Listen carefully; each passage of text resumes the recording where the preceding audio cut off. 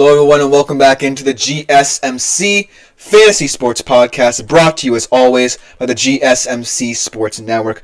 Before we start with our second segment of the day here on the show, I do want to remind you yet again that if you wish to interact with my show or other shows around the network more directly, consider making yourselves available to the Super Chat, Super Things, and Super Stickers features here on YouTube. You can do 3 things actually, including going to our website, gsmcpodcast.net, to leave a tip or donation, or just do it through YouTube if you feel so inclined. Or you can just leave any questions, comments, or concerns you may have throughout the show in my comment section. I'll be able to read them on air. It's a great way to get your opinions out there if you wish, and just make this show that much better as well. Without further ado, let us get into that second segment of the day, sticking in the world of Thursday Night Football with Steelers-Browns, talking about some player props. Now, both of these teams have very interesting players on their offensive side of the football. The Steelers, we already know what Russell Wilson means to this team, and we already know what his best traits mean to this team as well.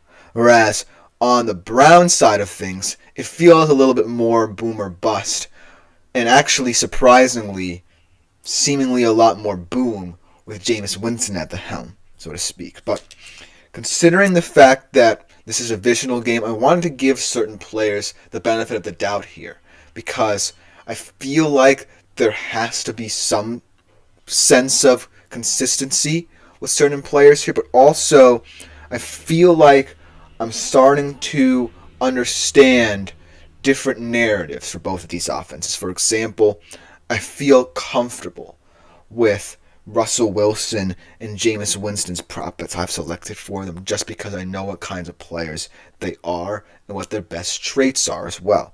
But in terms of the skill position players, I try to be as nice as possible, but I also consider the fact that, hey, anything can happen in this game because of its divisional nature. So, without further ado, let's jump right into it. Starting off with the Steelers here, because I didn't necessarily spend as much time as I thought I would in the first segment on them, but I feel pretty happy about the understanding I'm getting from Vegas and from the nature of these players as well. Let's start off with Russell Wilson. Obviously, I'm going to pick the over here.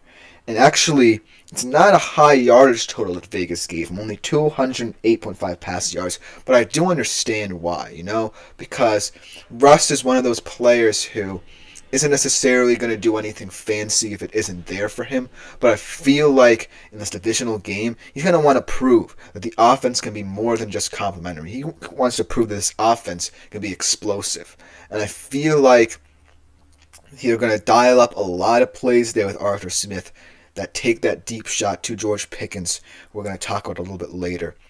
But ultimately, I feel like Russell Wilson's going to want to prove a point here and say, I'm not the one that's going to hold this team back once we get into the playoffs. I can fully complement my defense here and put points in the board while doing so. So I'm taking the over here, minus 137 for him. It's a pretty safe bet for tomorrow night's game. Then let's talk about George Pickens as well.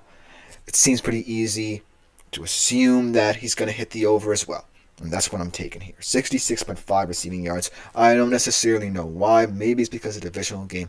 But those certainly feel like low totals for these two guys, because they're what make this offense tick, right? Russell Wilson loves having that vertical guy, that big, deep threat down the field that can win contested catches, win 50-50 balls, really threaten corners and safeties down the field. So I gotta think that George Pickens is going to want to do that against a Browns secondary that, like I said, hasn't been up to snuff this season. So at minus 137, I feel confident in terms of George Pickens in this game. And the last Steelers player that I want to talk about here is Najee Harris. He's been an interesting player in the Russell Wilson era of the season for the Steelers, because since he's come in, Russell Wilson, Najee Harris's game has really elevated. Had, I believe, 3 consecutive 100-yard games to start off. I'm not certain if he has continued that streak. Most likely not, but I feel like, Najee Harris is a very important player for this team. However, someone has to suffer in this Pittsburgh Steelers offense tomorrow, and I feel like it's going to be Najee Harris. I feel like, if anything, the Browns are going to want to get that defensive front going.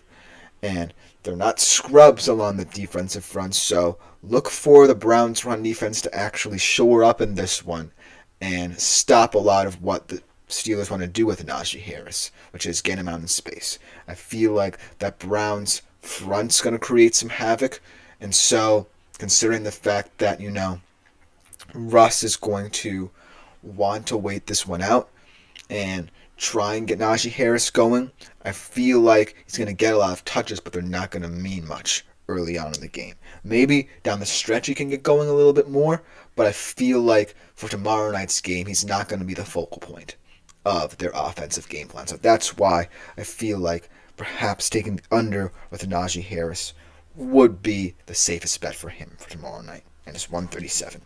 Now let's switch to the fun side of things with the boom or bust potential of the Browns offense. Now, I feel like this Browns offense could look either completely inept tomorrow or they can really shock some people in this one. Maybe not to the tune of winning outright, but look pretty consistent because I really have faith that Jameis Winston just being there has elevated this group, has reinvigorated it, like I said in that last segment. So I'm trying to give them the benefit of the doubt here, but also remembering this is a divisional game. It's against the Pittsburgh Steelers, who have the best defense in your division. So I can't be too generous here, but I still wanted to have fun with it. Starting off with Jameis, I think he's going to hit the over here, 243.5. A little bit generous for this game, this matchup, but hey, it's Jameis Winston. He throws the football a lot downfield. He could have upward of 50 pass attempts tomorrow night if you really think about it. So I had to take the over here because he's just a fun player in prime time. What could happen? Anything can. So I had to take that attitude into account here for Jameis, even though it is a defense that's really going to put the pressure on him and want to prove that they are true contenders, not just to win the AFC North, but to win the entire conference. So minus 137. I'm just taking the free nature, the loose nature of what Jameis Winston brings to this Browns team and taking the over here. And in terms of David Njoku, though, I feel like David Njoku has become a very weird player for the Cleveland Browns.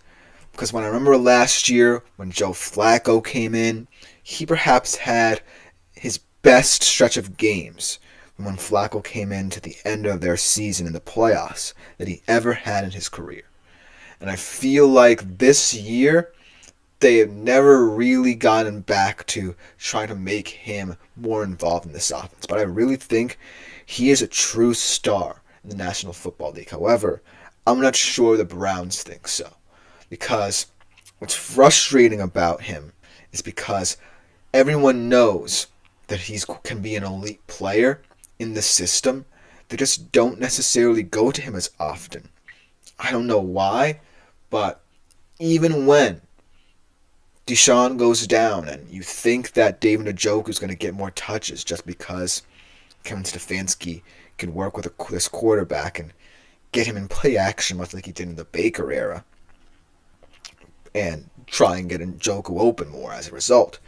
But I feel like that kind of narrative surrounding David Njoku is now gone. He's now just a role player, I feel like, for this Browns team. So that's why I'm taking the under for him at minus 114 in this game. And I feel sad in doing it just because I know how talented of a player he truly is. But I think the Browns are turning a new leaf, right? When I look at the pieces they have, the skill position core, and if they really want to move on from this horrible Deshaun Watson deal in as swift a manner as possible, they have to evaluate certain players who they believe are the future. And right now, I'm not sure where David Njoku fits into their plans. So I can't really say it will translate to on-the-field success anytime soon for him, especially in this very tough divisional game. But a player who I'm really interested in, and the reason why I included him in this betting perspective here, is Jerry Jeudy. Because let's talk about his career trajectory so far. He was drafted by the Broncos. Everyone thought he was going to be a big play threat because of his speed and effectiveness down the field, but never really kind of came into his own, ironically, under Russell Wilson. Now moves to the Cleveland Browns, potentially to complement, what Amari Cooper does. Now Amari Cooper's out the door. Now, hypothetically, Jerry Jeudy is your leading wide receiver. And what does he do? Have a career day last week against New Orleans in that loss. So, his story really is an intriguing one, and one that I think the Browns would like to tap into, because he could be something for this team in the future, no matter who's the helm at QB or who's at head coach. And I feel like it was a smarter move than people think to bring him in, because I feel like no matter which way you slice it, this team feels like they can build through the skill position groups. So Jerry Jeudy is someone I'm going to be looking out for, and I think he's going to score a touchdown in this game. So at plus 330, look for Jerry Jeudy to be an anytime touchdown scorer in this one. It's pretty much the most long shot of bets I have in this list here, but I feel confident that the Browns are starting to trust him a little bit more in the system now that they see where they are in terms of their rebuild. So look for Jerry Jeudy to be a focal point of what the Cleveland Browns want to do, not just this season as they play it out, but in the long-term future, because I really think he can benefit this team to the best of his abilities with his style of play. And if the Browns do end up taking a quarterback they want to develop in this year's draft, because they could go hand in hand with the growth of this football team going forward. So, it's a tough matchup, like I said. Look for Jerry Jeudy to score a touchdown potentially in this one. So let me know what you think about this in the comments, because it's a very interesting game to examine. Divisional game, really excited for it tomorrow night at 8:15 Eastern Standard Time at least. But coming up next, we begin our conclusion of my positional rankings for this week with the tight end position. A volatile position that's kind of lost its luster, but still could be important down the stretch for you in fantasy. So don't go anywhere. We'll be right back after this short break. Looking for your daily fix of sports talk?